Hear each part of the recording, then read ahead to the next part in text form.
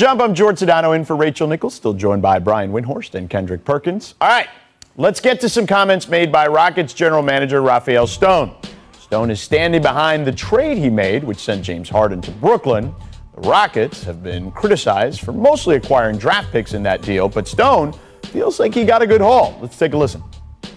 I would for sure 100% do that deal again. Like, again, you guys don't have the advantages of knowing everything that I know, but there's literally no part of me regrets doing that deal. I have not second guessed it for a moment.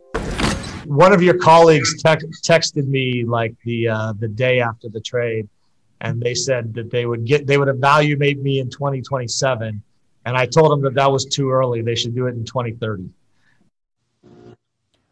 I hope my performance gets evaluated in 2030. I get like 9 years on that. So, Perk, what is your reaction to Rafael Stone's comments? I mean, it's just BS, to be honest with you. I mean, sitting up here watching and to say he has zero regrets, like, you could have had Karis LeVert. You could have had Ben Simmons. And I get it. This is your first time as being the leader of an organization, not the assistant, but you actually get to call the shots. And you better pray and hope that those first-round picks turn out to be something extraordinary, because you gave up a guy who could possibly win the MVP right now this season, and you gave up for hopes on relying on some young talent that's coming in. That's not going to cut it. I live in Houston, Texas, and right now the Houston fan base and the word around town is that they're not happy. The Rockets organization don't know what they're doing, and it's okay to make mistakes. You live and you learn, but don't go and just stand by because you're stuck in your ways or you're being stubborn. It's okay to say, hey, I messed up. I made a mistake. If I could change the hands of time, it's some things that I would have done differently. It's okay. In a vacuum, I sort of understand what he's saying, but the problem is that he's laying out plans, and the plans have gone back and forth. So he says, don't evaluate me until 2030. I mean, Sam Hinkie somewhere smiled about that one. He was like, I should have said that. But the real issue is he said he wants to do a quick rebuild. Well, the problem with doing a quick rebuild is, why didn't you trade for Ben Simmons then? Right. I mean, because, if you trade for John Wall and Ben Simmons, that's a rebuild, baby. But but instead you trade for Victor Oladipo and then you move off of him. So it doesn't look like a quick rebuild. So on one day he says it's a quick rebuild, and then another breath he says, evaluate me in 2030. And again, either one of those are fine positions to take. It makes it look like you can't stick to a plan. And so that's the problem. And and from what Perk is saying, yeah, it's been a rough go of it. It's been a go of it as you can have as a first-year general manager. You've never had experience in the job before. Here, go make arguably the most important trade in franchise history and hit it into a grand slam and do it immediately. It's just a huge ask to make, and I understand why he's struggling with it, because it is really hard. I just wish he would, say this is our plan and stick with it instead of going back and forth.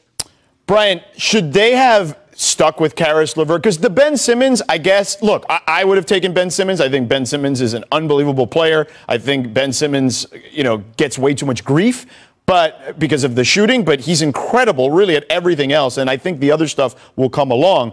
But should he have made one of those deals in your estimation? Well, this goes into him saying there's information that he has that we don't. Of course there is. Like, was the ownership, Tillman Fertitta, willing to do a trade with Daryl Morey? And maybe the answer to that was no. And so maybe while Ben Simmons was on the table, maybe he actually wasn't on the table. Maybe one of the reasons why they traded off Karis LeVert and Jared Allen was because ownership knew they were going to be in a rebuild and wasn't interested in committing to their contracts. And, trading off of Oladipo for expiring contracts, is going to remove pressure to re-sign him. So maybe part of the information was they had to lower payroll and take a step back. And that's something that he probably can't say, but that could be a big factor. Yeah, but Brian, I can't buy that either, because here's the fact. They offered Oladipo a contract extension. They offered him an extension for 2 years It was sort of a perfunctory offer. Well, I mean, they still offered though, right? I mean, if he would have signed it, then what? So it goes back to your point that you said earlier. Is like, you can't say it's one way and straddle the fence, and then in the next breath you come out on the interview and say evaluate you in 2030. Like, no one is buying that, especially not the three guys that are sitting up here talking basketball today. Like, you can't sit up here and tell us that the sky is green and the grass is blue and think we're going to believe it. It's just not going to happen. I'm sorry. I'm not buying it. It is what it is. You made a mistake. Just live by it. It's okay. It's okay. Yeah. I mean, it's hard to admit that in public, though, Perk. It is tough for sure. All right. Let's check out today's team goals, brought to you by NerdWallet. The Clippers won their 6th straight game last night, beating the Bucks by 24 points. What makes them particularly impressive is they beat Milwaukee without the services of Paul George, Serge Ibaka, Patrick Beverley, or the newly acquired Rajon Rondo. So, Brian, is this win streak of 6 games a big deal?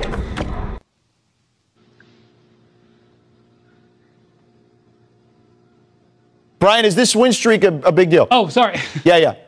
Sorry. So, look, I believe that that the most important thing, first off, winning 6 games in a row is terrific. That's obviously something they needed to do. And last night they had one of the hottest shooting nights that they've had all season from the 3-point range, which is why they won that game by that margin. But I will say that for the Clippers, it all comes down to how they play in the clutch. They struggled in the clutch in the bubble. They've struggled in the clutch early this season. They've played a little bit better recently. That's why they got Rondo. They didn't get Rondo to play in a game in April. They got Rondo to play in big games in May, June, and July. And so to me, I will always evaluate this particular team in the clutch, and that's where they're going to be judged. Yeah, but Brian, that's not fair for the simple fact that we can't continue to live in the past. They have a new head coach. They have new bodies around them. And they have a new system, basically. And to watch them go on the 6-game winning streak with Ty Lue leading the charge, making a statement last week in the Hawks game, pulling out his starters and going with his bench to come back from being down 20-plus points and winning that ball game to winning last night in great fashion.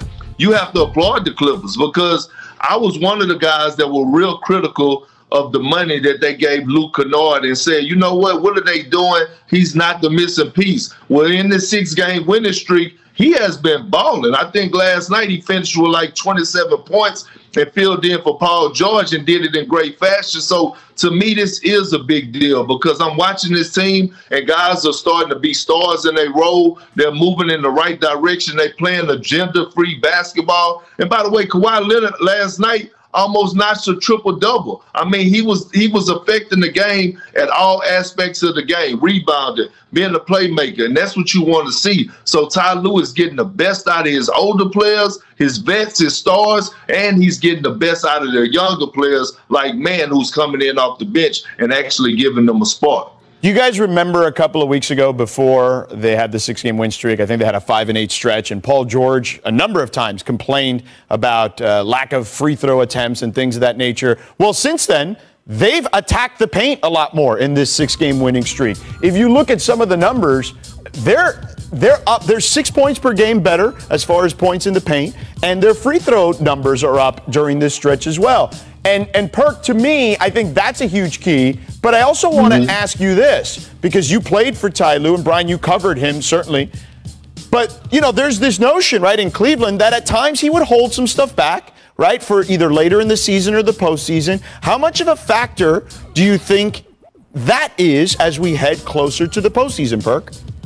Well, the thing about Ty Lue is, one, let me kill the notion that he's soft, because he's not soft, okay? I know a lot of people always used to say, oh, Braun ran that team. That's not true. Ty Lue is the guy that he's not emotional up and down the sideline, but when he gets you behind closed doors in those film rooms, he's not afraid to go toe-to-toe with whoever. That's the first thing. Second of all good coaches and great coaches, they coach a certain way in the regular season, and they hold back a lot and wait till the postseason to really go into their bag, because especially if you're a contender, you never want to show your hand too early, because you always know and always aware that scouts are watching, teams, other guys from other teams are watching you, so you never want to show your hand. So for the Clippers to be playing this well without Ty Lue even really digging in his bag is a huge deal, and they playing great basketball.